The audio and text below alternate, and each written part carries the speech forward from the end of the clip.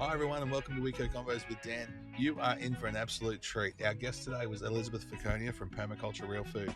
Now Elisabeth has been working in the field of fermenting, cheese making and sourdough bread making for quite some time, and she actually goes around the country and teaches people how to do this themselves.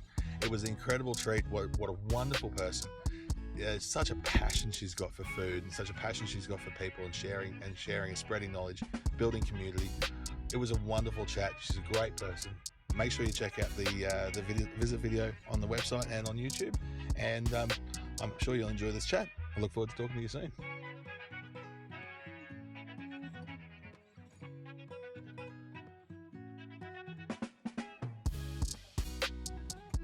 Hi everyone, welcome to Weeko Convos with Dan. I'm your host Dan Vanderhook, and we are here live at Permaculture Realfood with Elisabeth Fekonia. Elisabeth, thank you so much for coming along today. Hey, this is fun. Well, it's not really coming along. We've come to you, so it's a bit different. So Welcome. Thank you. I'm glad you're excited. This is really cool what you've been doing. So, Elisabeth, you've been was it 17 years? You've been fermenting foods. Well, I've been teaching fermenting foods for 17 years. I've been doing it for 25.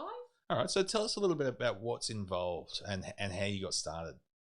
Well, it was all because we're trying to be self-reliant and not only growing the food in the garden, but also taking it up into the kitchen and then like making sauerkraut out of cabbage. How obvious is that? Yeah, absolutely. And that's really where it started. And simple things like making sauerkraut really took me a long time to perfect. Okay. My sauerkraut was always too sour. Well, so how did you go about fixing that? I learned about lactic fermentation with lactic forming bacteria creating sour. Right. Okay. So, in terms, you got into it in terms of becoming more self-sufficient, more self-reliant. Yes. Yeah. So, you'd been doing things in your garden beforehand. What do you mean? So, have you always had your own veggie gardens and stuff? Yes, I have. Since we actually immigrated from Holland, and we went to one of the suburbs in Brisbane to live. My father dug up the entire backyard and we started putting garden beds in. Wonderful. No lawn, just gardens. No lawns. And I was 9 years old when we went to Australia, and I've always been gardening since. Okay, so when was that? How long have you been in the country now? Now that really will give my age away, won't it? Do a bit of maths. All right, 1964. 1964. Okay, so that's a pretty decent pedigree there of gardening through from your father. Was he so permaculture wasn't around in that time? No, not at all. It was really that sense of being able to grow your own food, coming from a place like Holland, where you don't even see any dirt. Yeah. And then all of a sudden you've got a backyard and you start digging it up and buying some seeds and watching things grow. It was just as simple and basic as that. That's unreal.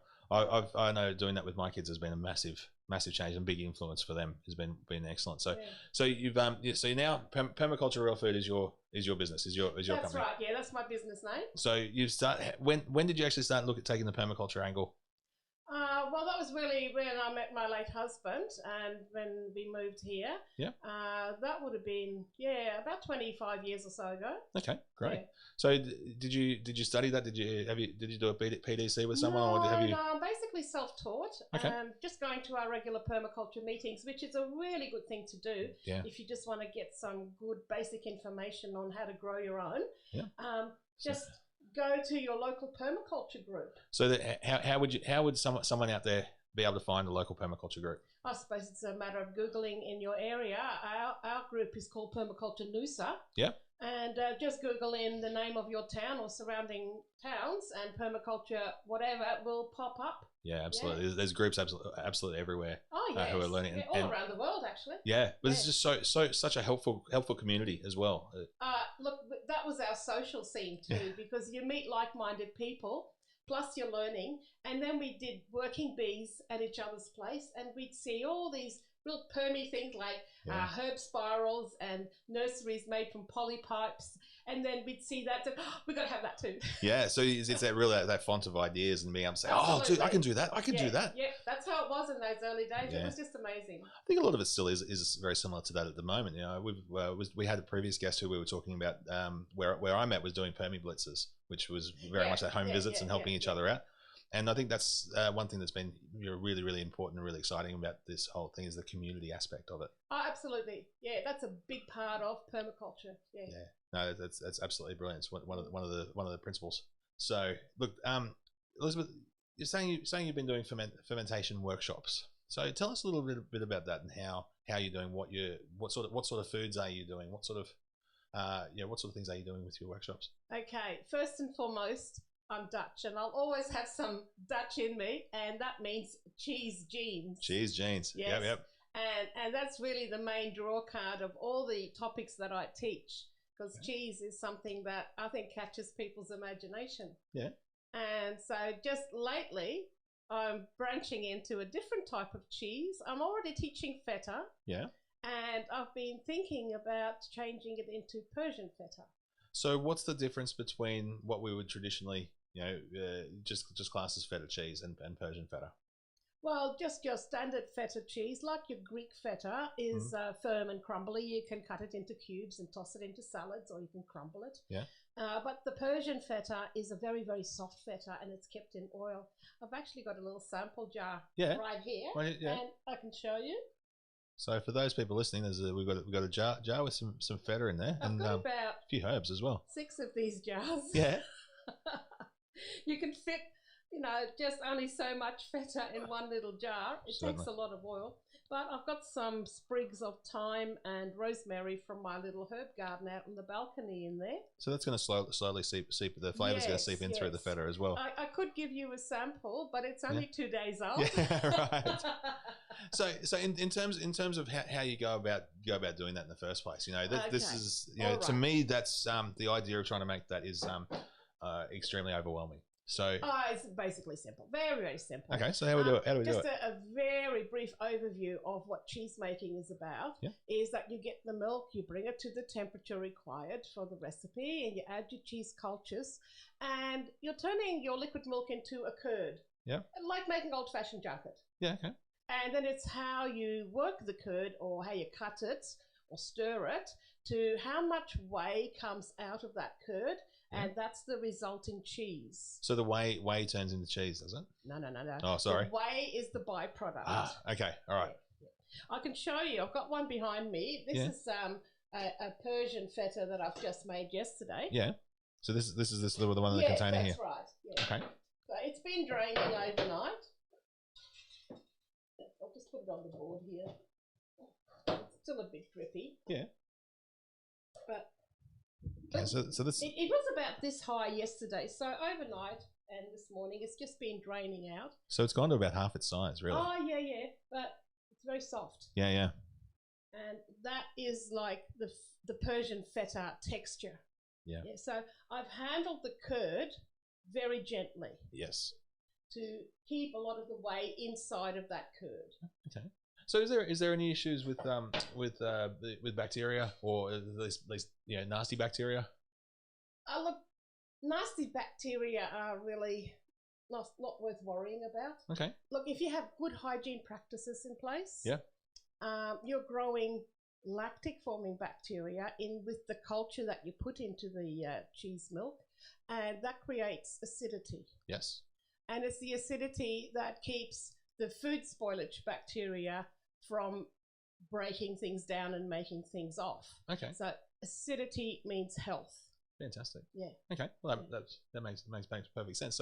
So is the process between, say, making feta and making, say, like a cheddar cheese or something, is the process pretty much the same? It's just a different ingredient? No, not different ingredients. It's really the way you handle the curd. Okay. Yeah.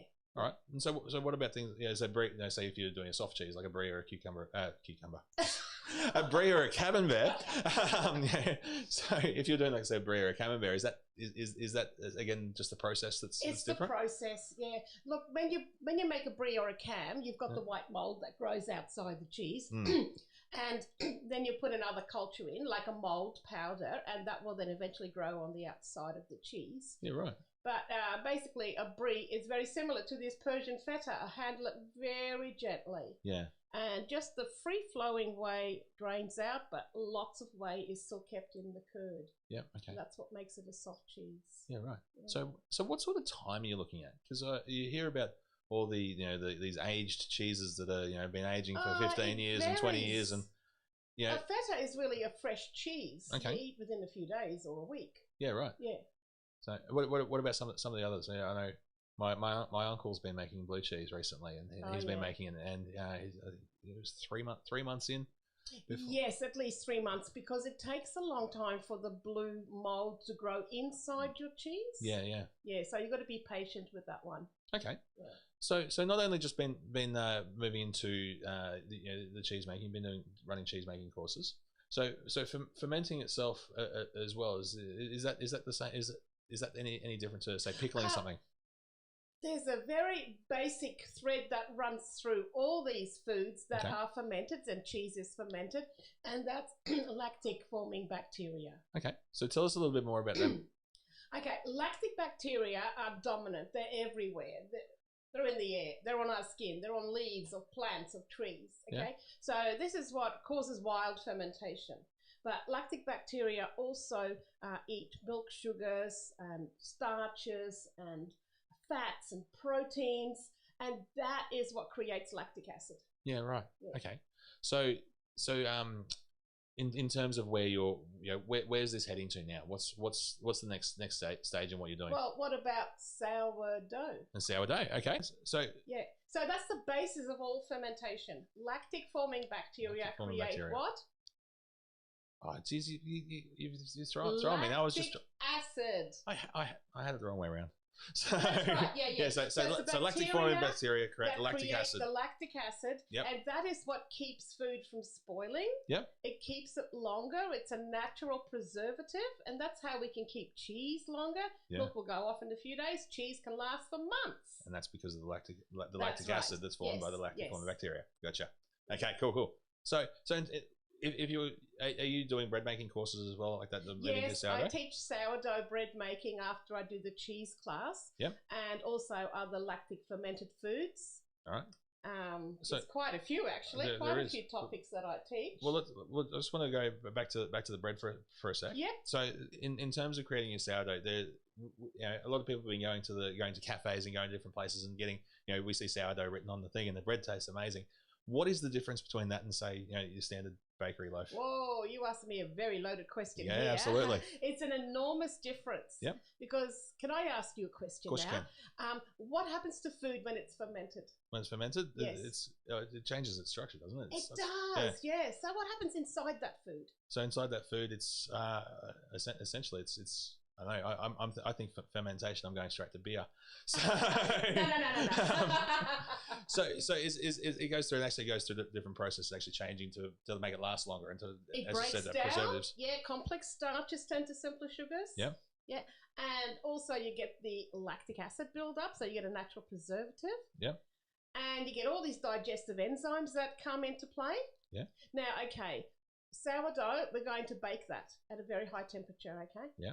And you won't have the life left as you would in sauerkraut, for instance. But even the remains of the bacteria that have been leavening or fermenting overnight, they're still very beneficial to the gut flora. Yeah. Okay. Yeah. So it's not just in the way it's put together. It's the whole package. It's almost fermentation, that breaking down process, the lactic acid, and all those other probiotics that start growing overnight. Yeah. So it is really a completely separate product to a yeast bread. Totally separate. Yeah. Okay. So it's got to then sit overnight, and that's creating that different, having that fermentation process going, which is causing it to rise and whatnot. Is this beneficial? Does this actually give us benefits to gut health and things like that? Well, that's what it's all about, really, isn't it? I think that's why it's become so popular. Because people are realizing that we need all these gut flora to stay healthy, to have a good, strong immune system. Yeah. So I always tell people it makes you COVID proof. So that's doing things, the same things. Why we're seeing kombucha becoming a bit more popular for people and things kombucha, like that. Doing the same sort of things. Most people know about kombucha now. Yeah. But 5 years ago, no one had ever heard of it. Well, yeah, it's a really strong trend. Yeah. But I've kind of let go of kombucha in favour of water kefir. Okay. All right. Tell us why. Well, I've got some jars here behind me. Yeah. Move a few things here. That's right. We're in Elizabeth's workspace at the moment. So for those of us who can't see. Have a look at this. Okay. Water kefir is kind of similar to the milk kefir, which more people are familiar with. Yeah. But we've got the grains sitting on the bottom here. So it looks like almost crystallized ginger in the bottom of a jar. But they're very soft to feel. But then it's water and sugar, and I've put a little bit of molasses in to give them the minerals. Okay. Yeah. And that's the first ferment. And that I've also always got these jars sitting on the bench, and I just dip into it when I want to start fermenting. Maybe I ferment beans or tomato sauce or whatever else, you know. Yeah. And I've got here the starter, the inoculants, the probiotics. Okay. So that's what you start your fermentation process with? Yes. And this is ever since I started teaching vegan classes. Yeah. So this is totally vegan, but it's just so handy. Yeah. But you can make it into a soft drink as well. Awesome. So do a second ferment similar to your kombucha. Yeah, You do that second ferment. But man, oh man, you get a lot of fizz out of this one. Yeah, right, okay. Yeah, this is a great way to have a soft drink, especially for kids. Yeah. You don't give them all the nasties. Well, I know it was something I started doing was actually moving on to kombucha instead of drinking a lot more soft drink when I started to make those changes. And it's been a massive change. And it makes a big difference to just your overall well-being. How you feel. Yeah, it all adds to your good gut flora. Yeah. But just using kombucha tea to start a ferment with is not sufficient because it's not rich in lactic bacteria. Okay, whereas this is? You're going to go home with that lactic bacteria knowledge, aren't you? I'm never going to forget it. So, okay, so you've been doing this through workshops, so people can actually do courses with you. Whereabouts do you do them? How do you advertise them? What do you do? Okay, I use Facebook exclusively for advertising. Okay, I employ someone to do all that for me because that's a bit beyond me. I'm good at cheese, but not at advertising. I've got a business page called Permaculture Realfood. Okay. And there's an event section if anyone wants to see what I'm doing and where I am. Just click on the event tab, and the current dates will be up there. So we'll have links to all that in our on our show notes and on our social media pages as well. Okay, but you've been doing YouTube too, we were talking about. Yes. Now, I have a support group for people that have done my classes, so they're not left dangling. Yeah, which is important. And on the top of the group, there's a picture of me where you click on me and then it comes into my YouTube channel. And that shows the topics that I've been teaching and just reinforces it for people to learn from. Yeah, so it's good having that resource to be able to go, oh, geez, what was that again? Oh, that's right, lactic bacteria. So it's great being able to have that sort of resource. That's wonderful. And you've got a couple of books as well. Yes, I've got here my Ferment Your Way to Good Health book. Yeah. And that was published since last year, September. Yeah. And I'm just waiting on the first proof copy of the vegan edition of Ferment Your Way to Good Health. Yeah, because wonderful. It's full of vegan cheese making. Yeah, okay. So, all right, so vegan cheese making, that seems like a bit of a misnomer. Well, yeah, I just felt sorry for vegans, really, because so many people, when they switch to a vegan diet, say the one thing they miss most is cheese. And I can so identify with that because cheese is really such a part of my life. Yeah, absolutely. But I was once invited to a vegan group in Brisbane at Peru, and then in the break, they ganged up on me and said, can't you teach us how to make vegan cheese? Yeah. And I rolled my eyes and I thought, really? So, and I am now, and it's fun. I really enjoy it. So how do you go about that by not having that? Well, it's totally different to how you handle the milk, of course, but my cheese are based on almond milk and on cashews. Okay. And with the cashews, I use vegan cultures and make a blue and also a camembert. Wow. Yeah. So you don't have to miss out on cheese. No, that's everyone fantastic. Can have cheese in their lives. Yeah. So talk to us a little bit about vegan cultures. Yeah, well, I get the vegan cultures from a place in Brisbane called Green Living Australia. Okay. And you can get the blue there and the Penicillium candidum.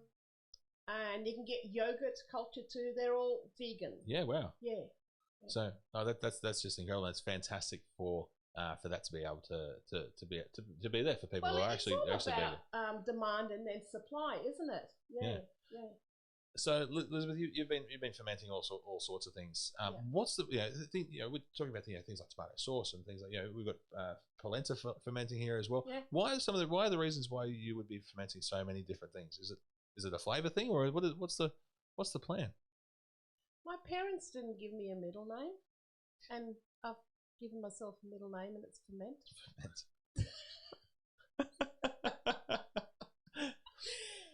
I just realised how valuable fermented food is in our daily diet. So is that's for getting for your gut health, but also taste.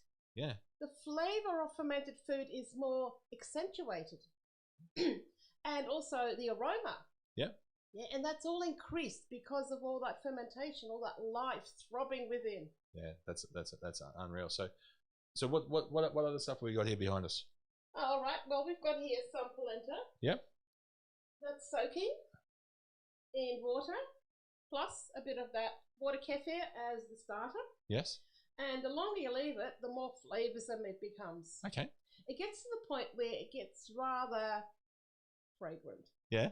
But this one is only quite young still. I don't know if I can smell anything here. No, there's nothing much in there. But I've got another one that's already quite aged. Can you reach over to that taller one? This one? Yeah. You have a little whiff of that. Okay. Oh, it's a bit full. It's all right. Just have a little smell of that and tell me what you think. So what's it? Is it saying gives it more flavour? Is it just expanding on the flavour? That's. Oh wow. Yeah. Some people say it's like baby vomit. Oh, geez, I wasn't getting that. I thought it was it's actually it's almost a bread baking sort of. Yeah, some people say it's yeasty. It's like baking bread. It's there yeasty. is a lot of yeast in the water kefir. Okay. And it's feeding off the starches of the corn. Yeah. You never know what goes on inside there. No, absolutely. That's fantastic. So in terms of in terms of getting that gut health important, that's actually more important for your whole body as well. It's not just your gut; it works for your brain health as well, doesn't it? That's right. They're saying that you've actually got more bacteria than we have cells in our body. Yeah, wow. If we're on the right track. Yeah. We've got to really up the count of bacteria. Yeah. Bacteria certainly isn't always harmful either. I never think of them as being harmful, especially like molds and everything else. They're just my friends. Yeah. Yeah. So it's a bit of a jump for a lot of people in terms of being able to change that idea of we're brought up you see the ads on TV, spray and wipe, it kills all this, it does that. I know. I know. It's very sad actually. To be able to see it as your friend is a bit of a brain leap. Yeah, well that's why in my classes I always allow people to smell the food up close. To get an idea of what fermented food smells like, to become familiar with it. Yeah. And then when they sample it in the tea break, they're always so surprised that they had no idea that it tastes the way it does. So that takes it back. I was started talking about the taste when I started smelling the polenta. So in terms of that, does it increase its natural flavor, or does it have a new flavor into its own? Yeah, it increases its natural flavor, but it has more to it than that. It's all those microbes that really add to it and break down things, and then everything gets more complex and more diverse. It's the same with making your own cheese at home compared to factory cheese. We're open to whatever's in the air. Yeah. And that creates more complexity and diversity in the food. Yeah, right. So and you started doing with sauerkraut. You're still doing a lot of sauerkraut as well? That was my first deliberate ferment. I mean, cheese making is fermenting, but I didn't realize it was in the early days. But sauerkraut, and being a Dutchie, and I still remember being served up sauerkraut for our dinner. Yep. Yeah. The way Mum did it was a big pot of mashed potato. Yep. And then put the sauerkraut in and stir it in, and a big spoon in the pot, and then put it onto your plate. Yep. Make it into a mound, and then a little hollow on top like a volcano. Yep. And then you put your sausage or your meatball on top and the gravy over it, and that was dinner. That was a lot of my growing up as well. Every time I'd go to Omar's place, absolutely. It was the sauerkraut through the mashed potato. Sauerkraut and mashed potatoes. Takes me right back to And it's still a guilty pleasure, you know. That's a guilty big pleasure. Well, I don't. Now you can enjoy it. Well, I don't do the mashed potato too often these days. Yeah, So same here. That's probably more the thing. True. The mashed potato is the guilty pleasure, and the I sauerkraut's only just a have bonus. them when they come out of the garden. Okay, that's my concession. Yeah, fair enough. Yeah. If you brought it up yourself, you can have it. Yeah, exactly. Yeah, good. So you give yourself permission. Yeah, that's right. So I'm looking at this bag of grain behind us, and we were talking about doing bread.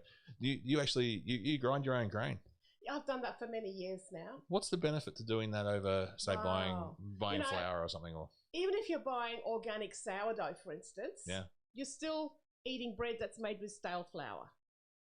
That's flour. Fair. Yeah. You don't think of flour as being stale, no, but it goes stale about 3 days after milling. Yeah, right. Okay. Because there's still vitamin E. Yeah. In organic wheat grain, and that is then exposed to the atmosphere. It's oxidized, and that becomes rancid. Yeah, wow. So I taste the difference when I compare my own home milled sourdough to something that I've bought.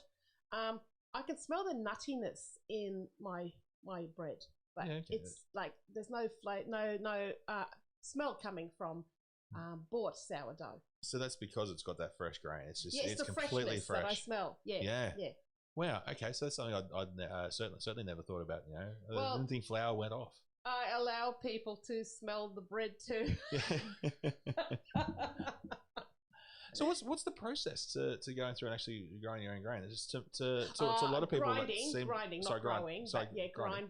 It's very simple. Yeah. I've got my little grinder behind me. Yeah. And it's ready to do a little demo if you like. I'd love to. Yeah. Absolutely. So what I was going to say, if you want to just talk us through the process of that first and how it all works, and then we'll do a visual demo. Yeah, so this is a flour mill, a grinding mill with stones. And that's really important because you want the flour to come out cool or just warm, not hot. Okay. And if you use metal blades, which is most flour is milled with metal blades, it heats up too hot, and it actually damages the vitamin E and the wheat germ in the flour. And that's So it's a stone-based one. So the stones are essentially rubbing, which is grinding it. Cool grind, yes. Yeah, that's right. Fantastic. Yeah. So so you put the grains in one end, and it comes out as flour in the bottom. Absolutely. Wow. It's very simple. So how long would it take to work through? Does it go through pretty quickly, or is it? It does. Yeah. Depends on the setting. I don't have it on a finer setting. I like a little bit of grittiness in my flour. Yeah. To give a little bit of a crumb to the texture of my bread. Yeah. I've been fine tuning it for many years now. That's wonderful. I know exactly what I want. So the fact that you can adjust that is brilliant. You can have it however you want it. That's right. Yeah. Okay. Cool. Yeah. No worries. So in Elisabeth, in terms of going looking at your cheeses, you know, you talk about the different molds. There's the white molds over the brie and the camembert. Yeah. The blue's obviously got a blue mold. Yep. Is all mold able to be used through cooking, or is there? No, there are specific molds, especially for your cheese making. Okay. But on the other hand, if you get foreign mold growing on your cheese, there's still no need to panic. Yeah. I've actually got a little brush that I use to scrub my cheese with under the tap. Yeah. Yeah. I know my parents were always, you just cut that spot out and it's no dramas at all. But you don't want to be ingesting things. You know, there's different. Look, you don't want to have orange or red or black molds. Okay. They're not good molds for you to have. Yeah. Yeah, but you can scrub them off, cut them off, because it's not underneath inside the cheese. It's only where you see surface. It. Yeah. Okay. Cool. No worries. Now you've got a couple of things here. Yes, I've got something to show you and to share with you. Let's have a look. And so I'm looking at a plate here for all the people who are just listening. All right. Well, I've got a few little cubes of my feta cheese for you to sample. Wonderful. And then I've got here a vegan cheese made with cashews. Wow, so it's actually a well-matured one, and it's got the blue vein, the blue vein in it. Got the blue vein in it as well. So it's actually it's got that same sort of colouring as a cashew. Actually, it looks phenomenal. It's quite a firm cheese because it's really well aged. Yeah. So, help yourself to the feta. We'll try the feta. No, that's beautiful. That's it's such a light cheese. It's such I don't overly salt my cheese. No, there's no need to have salty cheese. But it's firm, but it's not overly firm. But it's Yeah, it's absolutely beautiful. I can see you'd be able to crumble it up very nicely over a salad as well. But it's it's got a lot of flavor. And it keeps its shape when you cut it, so it leans more towards a Greek type of feta. Yeah. And I thought, well, actually, it was visiting somebody, and they put out some Persian feta for us to enjoy with some wine. And I thought, maybe I could make Persian feta. Yeah, and that's how the whole thing started. We had to buy all the Persian fetas that we saw, the different varieties in the supermarket. Yeah. And so, we just had to taste them all and give ourselves a critique on it. And then I just started making them, and I just showed you that jar there with my first sample. Yeah. So it is, it really is that experimentation to have a play and see how you go. I've got another middle name. Yeah. It's Experiment. It's Experiment. So Elisabeth Ferment Experiment Fekonia. Yeah, that's it. Excellent. You got me. All right. Yeah, look, all my knowledge is really based on experimentation, and basically I learned from library books because I started all this in the early to mid 90s. So there was before no YouTube. Computers. No. There was a different era, and they call it the dinosaur age. The dinosaur age. So. Yeah. Okay, well that's really, really cool. So you've got your courses. You're running them somewhat regularly. I run them virtually every weekend, and I travel all over Queensland. Yeah. I did used to go to New South Wales, but I'm letting that go for a bit. So might give that a break for a moment. Give that a miss for a while. Yeah. But we've just recently come back from Cairns. We started at Charters Towers. Yeah. And worked our way to Georgetown, and then we went to the Tablelands and to Cairns. And then worked our way down, and we've just been back a week from that now. Wow, so you're really absolutely all over the place, aren't you? Yeah. Well, it just means even more to us that you've given us the time today for us to come and have a chat and come and see what you're doing. It's it's a pleasure. I love sharing what I do. You can see your passion. I just want more people to get active and and eat good food. That's it. I think it's certainly something that's becoming a bit more of a trend, and we were talking about that a little bit before, that people are getting a bit more aware of what's going on. And when I started doing this, it wasn't really a trend or the knowledge on gut health and all that kind of thing, but I've seen it grow exponentially. Really, that's really, really exciting. So just going back to your courses just quickly, what sort of time period do they take? If someone was going to take your course, how much time do they need to allocate? It's all the same everywhere, and I charge the same everywhere too. Yeah. And it's really 3 hours for the cheese making, and an hour break, and then 3 hours for the sourdough and the lactic fermented foods. Oh, cool! So you cover the whole lot in one day. And people can just book in for one, or if they book in for both, they get a $20 discount. Fantastic. Yeah. So all those details are going to be on your Facebook page, and so we'll have links through to all those. Yeah. Because you've got ones essentially coming through every weekend from September, November. Yes, and October as well. Yeah, we're in Toowoomba next Saturday, and then after that we're in Billawheeler, so north, south, east, west. Yeah, all over the place. Just follow the compass. So all right. So Elisabeth, we're going to go through and do what we normally do on every episode, where we have our 6 in 60, which is 6 questions in 60 seconds. So are you ready? About this. You have been warned. I've got to get my list because I get them in the wrong order if I do muck it up. So Elisabeth, we're at the point now where we're going to have our 6 in 60. So are you ready to go for 6 questions? Fire away. Let's do it. Okay. So what's a personal habit that contributes to your success? I think my drive and ambition. Yeah. Yeah. Wonderful. And what's the best advice you've ever received? Wow. I think I'd go back to my father. Yep. He was, I think, a wise man. And he taught us kids to do unto others as you would have them do unto you. Absolutely. It's life advice for everyone. What's the one thing that you're most fired up about today? I just love talking about what I do, and I get excited about it. Yeah. Nothing wrong with being passionate. Absolutely. And if you could recommend one book or podcast, what would it be and why? Well, I've read so many books, but one doctor that I follow and admire is Dr. Michael Mosley. Yeah. Because he's done a lot of series on TV, on SBS, and he talks a lot about fermenting and gut health. And he's weird and wonderful. He does all these experiments. He doesn't really mind going the extra mile, and he's taught me a lot, actually. Wonderful. Yeah. And I think obviously the second one would be the fermenting your way to Oh yes, of course. Need to be mentioned my book. So we have to do a shameless plug here. So okay, so what sort of personal goals are you hoping to achieve over the next 12 months? Well, it's what I'm working on now already. Because my cheese is doing so well with my classes, I've actually got surplus money, and I'm really building up the farm, working on a cottage so I can have people stay here and work the gardens, and Wonderful. I can just tell them what to do then instead of doing it myself. Fantastic. Good goal. Okay, so the last mystery question. If you could choose one superpower, what would it be and why? Superpower. Well, I think if I could be like I was even in my 50s, I'd be happy. The superpower I'm missing is energy. Energy, Elisabeth.